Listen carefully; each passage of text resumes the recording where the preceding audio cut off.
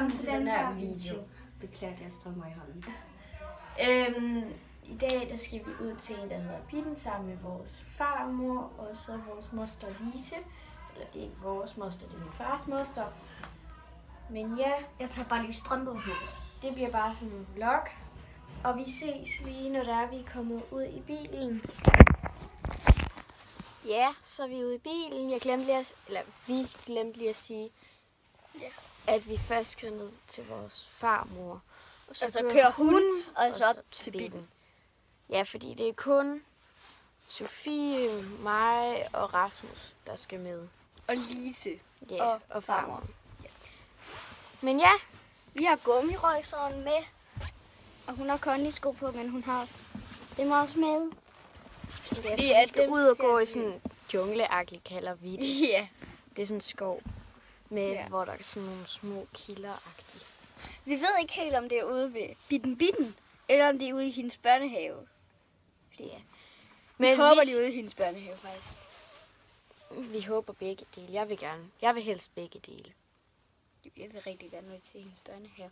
Der er kaniner og geder og... Det kan være, at vi kan starte derude eller slutte derude. Men vi ses nede ved vores farmor. Hej. Ja, så er vi kommet ned til farmor. Eller ned til vores farmor. Ja.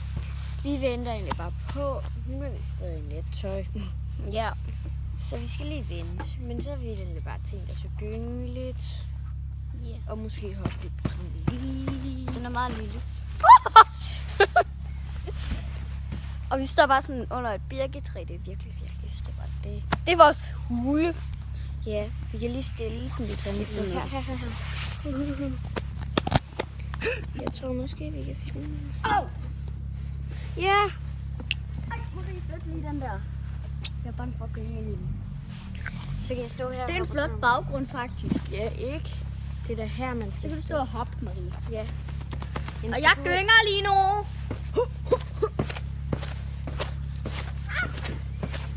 Jeg har monies. Eller, jo. Wow! I have monies. Money. Mm. Money! Er vi klar? Jeg kan flyve. Og den der havde vi engang sådan gyngen på. Den der gren her. har en gynge på et tidspunkt. Men det er fordi, at den vil have været rigtig gammel. Ja, det tabte vi her lige. Det må I beklage. Det er fordi, I står bare imellem to grene. I står mellem de her to grene, så stillet jeg her.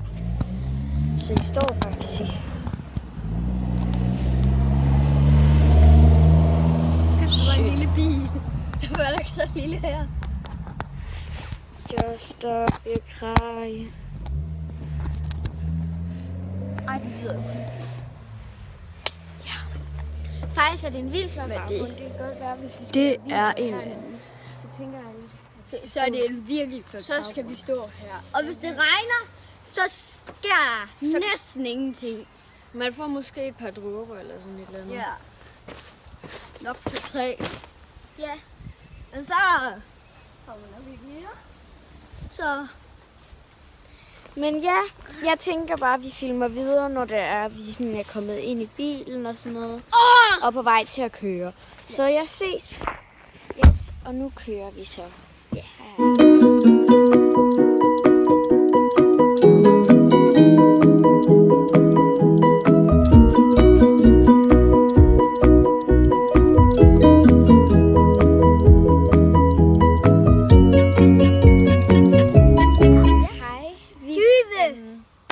Vi er kommet ud til Bitten. og det er bare vores 20! søde lille bror. Kunne I ikke være... Men altså, vi kommer nok ikke til at filme alt for meget herude, for vi skal, Vi skal til at sejle kano eller sådan noget. og fiske hernede ved søen. Lige hernede. Det er mega flot herude. Og bare lige sejle hurtigt sådan i kajak. Ja. Prøv at se her. Kom, Sofie. Vi viser lige på bænkesættet. Så smukt, og så udsigten så her, hvis man sidder der og drikker kaffe eller sådan et eller andet. Udsigt. Du kan godt lide Pas på, at stolen ikke venter os. Vi har lige siddet og spist med sådan en mega lækker sådan picnic-agtig. Ja, skovtur. Ja. Og den er faktisk flot. Ja, ikke? Lad os se den i dit hår. Hvis man nu sætter den her eller et eller andet. Det ser flot ud. Det kunne også se flot ud, hvis den sad her i mit hår. Jeg ved ikke, om man kunne sige det. Det er så helt ud til køerne. Se.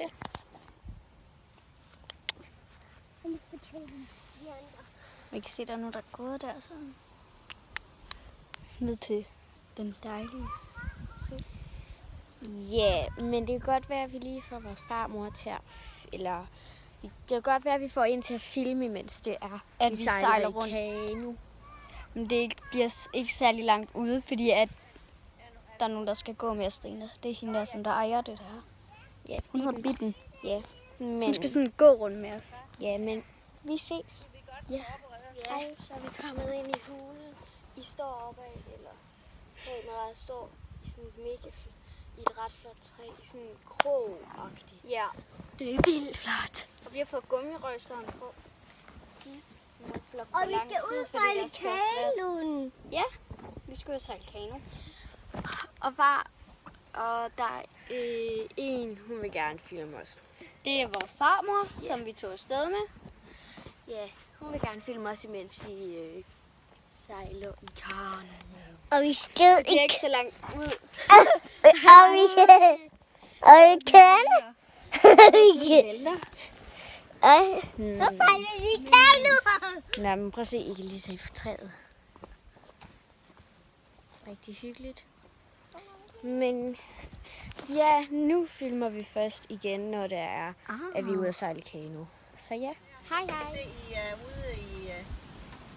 Hvor I kan bunde. Ude i sumpen. Ude i Vildmarken. Ja, jeg gør så. Vi er på.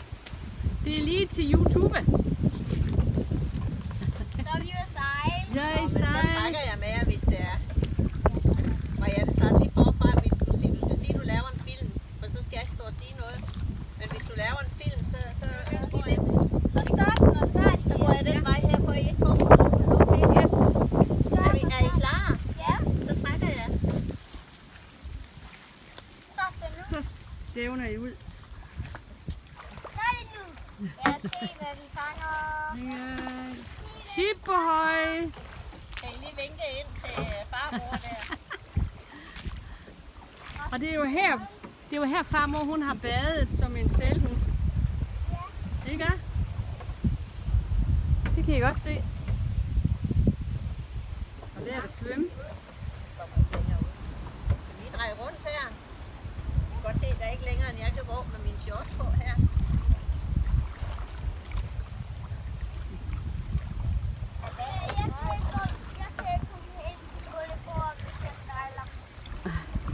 Jo, det kan du godt. Du også køre den der vej. Ja, jeg skal nok køre den vej her.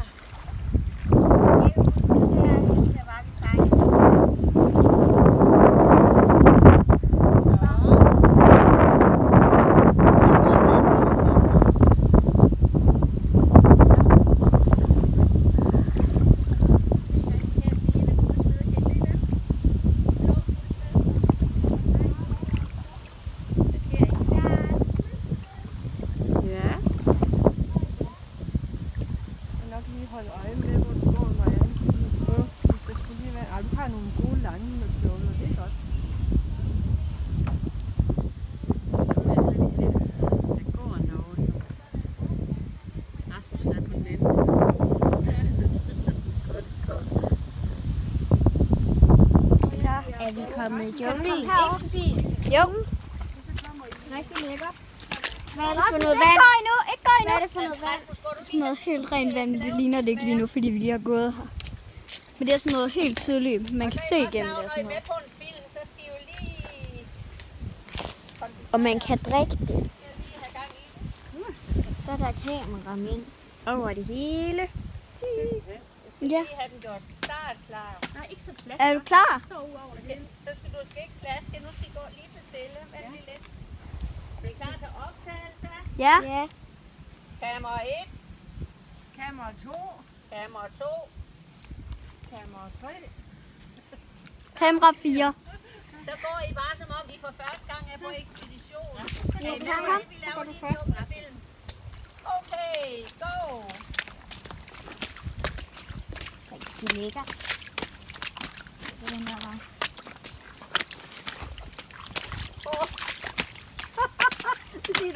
Kan vi lige lave en om, at jeg har fået lukket den sådan, den ikke kan filme. Kamera. Jeg skal lige lave en ommer. Vil du også have den her? Jeg skal lave en for dig først. Ja. Den filmer allerede. Filmer den allerede? Ja, så Skal- kan man bare kigge fra. Det er fordi, at det er de...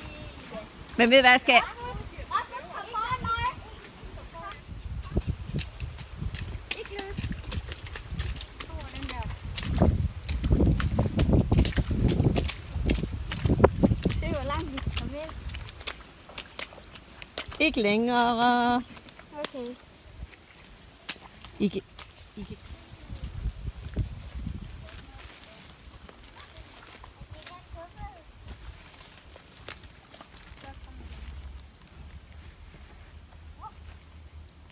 Du må gerne komme herop på øen til mig. Rasmus, ikke længere ind.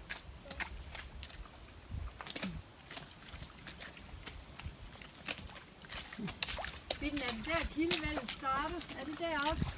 Det løber hele Nej. tiden. Det løber hele tiden. Hvor kom Prøv at se, hvor rent det faktisk er. Så man kan se igennem det. Prøv at se, så kommer det helt deroppe fra. Prøv at kigge deroppe. Og det ligger helt herhen. Og så kommer helt heroppe fra. Så kommer det faktisk længere op. Prøv at se, Sofie. Her. Så, prøv at se. Der er sådan 2 huller lige. Vil du gerne ud af junglen? Der og der. Hvad? Han vil gerne ud at sejle, tror jeg. Okay. Men ja, nu skal vi ud at sejle igen. Ved du hvad, jeg skal lige... Prøv at komme herhen. Ikke fordi, nu tager jeg ikke film. Nu tager jeg bare billeder af, hvor I står her ved min elskede kilde. Okay. Jeg skal bare lige se her. Fordi så skal jeg vise jer, Ja. hvor... Jungle. Marie Møre. Jeg står jo på en ø her. Se her. Prøv at kigge En anden derind, hvor kilde. fint det er. Det er helt rent vand. Man kan drikke. Drikke her.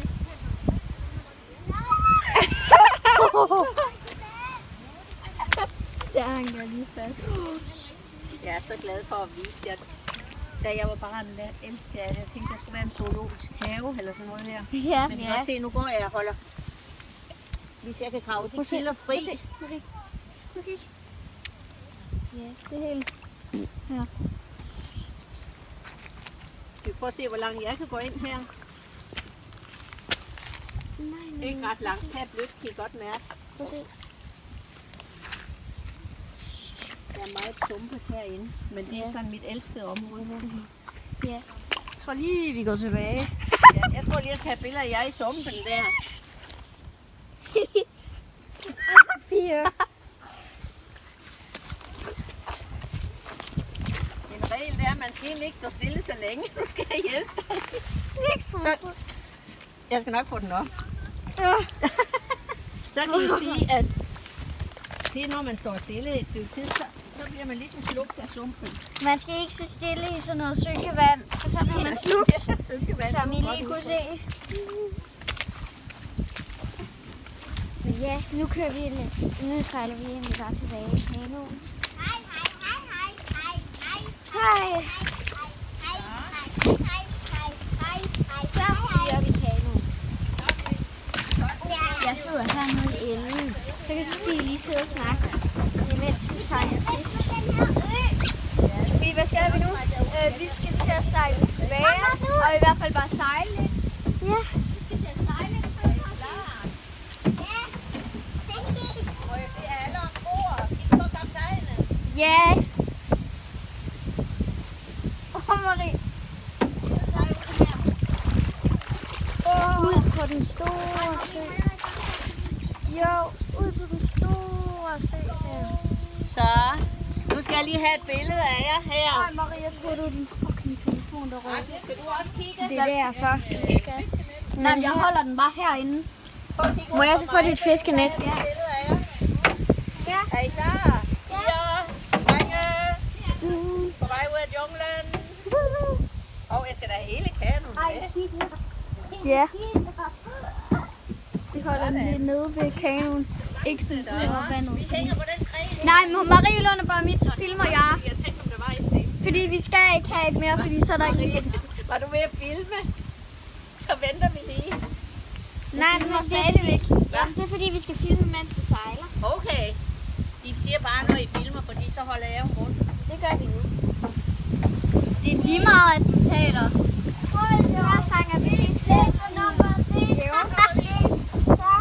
Lad os se, om vi har fanget noget. Lad os kigge. Det ligner det ikke helt. Jo, du har fanget 2 dyr eller sådan noget. Yes. Prøv at se, der er sådan en lys. Man kan bare sådan se noget i det. Nej, så vi må zoome ind der. I må godt lige kigge over for mig. Alle fisker herovre, tak. Ja. Fedt. Super. Vi bad dem være på verdenskortet, ikke også? Ja, jo. På den rigtige sø. Nu skal I bare se. Nu skal jeg nok trække lidt længere ud. Den rigtige flod. Yay, hvad? Den rigtige flod, ja.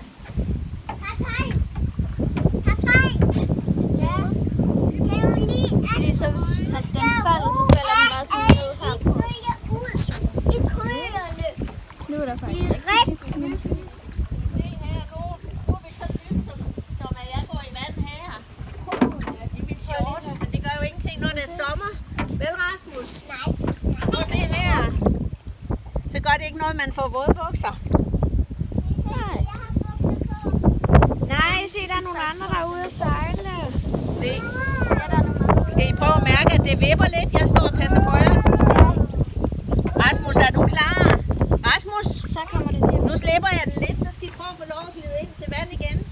Okay. Så. Hvad er det? Jeg ved ikke, om man kan se det. Kan I se, hvor hurtigt den glider ind? Det er ikke mig, der skubber, det er vinden. Ja. Vinden var det ikke her, vi havde broen? Jo, der vil jeg gerne have en bro igen. Den skal bare lave sådan noget stål. Ja, vi ses inde på breven. Kommer vi rigtig dybt ud? Er I klar? Ja, og så mig, Marie. Nå, det kan du tage en rigtig film, så. Ja, men jeg filmer allerede. Så skal du huske at sige, at Moster Bitten, hun passede på jer. Ja. Er I klar? Så sender vi jer afsted med vinden. Ja, så Vinden! prøv at se, hvor hurtigt vinden den går skam, og hun holder altså ikke fast. Som I kan se, så går det virkelig, virkelig hurtigt. Så det går rigtig, rigtig hurtigt lige nu.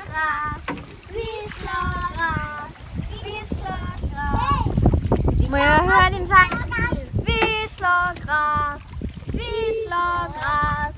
Vi slår græs. Vi kan ikke komme længere hen. Så. Nej. Vi kan ikke komme længere hen. Nå, stopper man det kan nu, se det. Rasmus. Så vinden skubber jeg helt ind. Ja, så er vi nået helt ind alligevel. Så skal jeg trække jer hen af igen. Ja, det er sjovt. Jeg kan godt se, at vinden den kan hurtigt. Lise, du bliver nødt til at komme hjem en dag. Mens at... Så prøver vi at fange et eller andet Ja, sjovt. vi kan sagtens være 3, Marianne. Men jeg tænkte bare, at jeg vil gerne vise jer de steder. Fordi at jeg kan bare sidde i midten. Så kunne vi sejle hen til Jette Jo og...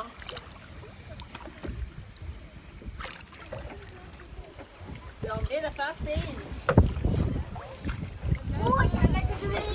Har du fanget et eller andet sjovt? Så det er stadigvæk ferie. Har du fanget noget? Jeg har fanget noget. Tror jeg. Jeg har fanget en masse. Lad os se, hvad vi så har fanget. Det er lidt svært. Prøv at kigge, jeg har fanget noget sådan... Men det her, det er i hvert fald lyt. Der er nogle dyr der i, det kan man vide. Kan vi prøve at gå til den anden side? Ja, det kan. Så kan I prøve at se, hvordan det ser ud op. Jamen, jeg ved det ikke. Men skal jeg lige prøve at ringe til Henning? Så Sofie, Hvornår skal vi filme videre? Det gør vi, når vi bliver lidt sammen. For eksempel Måske sådan. når vi går ind på Eller når vi har fundet noget eller sådan noget. Ja, vi filmer, når vi har fundet et eller andet spændende. Så Det gør det. Prøv lige at se, hvad vi har fundet. En kæmpe, gigantisk fisk. Ups. Se her. nej, den er stor. Kan du beskytte den her Ja, selvfølgelig. et eller andet sted? Ja, jeg ligger den bare Ja, herunder. så skal jeg løfte den her op. Prøv lige at se, hvad vi har fanget. Se en stor fisk. Nej. Hvad så? Den lå bare død i en seng. Den er altså meget død. Ja. Satan, den lugter. Det er da helt vildt. Synes du ikke også, den lugter? Jeg gør, at man kommer længere ned. Har du at sige, Sofie? Prøv at fortælle, hvordan den er. Det er hyggeligt. Ja, den er vist blevet fanget i et net. Sig lidt højere. Den er blevet fanget i et net eller sådan noget. Ja, den er blevet fanget i et net. Skal vi se mine dyr her? Se, jeg har Jeg så i chansminuet, at de døde. sidste gang fandt vi lidt. Mange dyr, jeg har. Ej, det er da meget spændende. Ja. Nu skal I prøve at høre her. Nu kommer der lige en lille fortælling med Marianne og Lise. Kan I huske, når der blev fuldstændig is på søen, så kunne vi fange sådan nogle store fisk, fordi så gik de ind her. Ja, vi slutter videoen af nu. Så tak fordi I så med i den her video, og husk at abonnere og like. Ja, like og abonnere. Jeg kan trække. Kan du se, jeg er stærk, Rasmus? Hej, hej. Jeg kan trække jer alle sammen. Hej hej.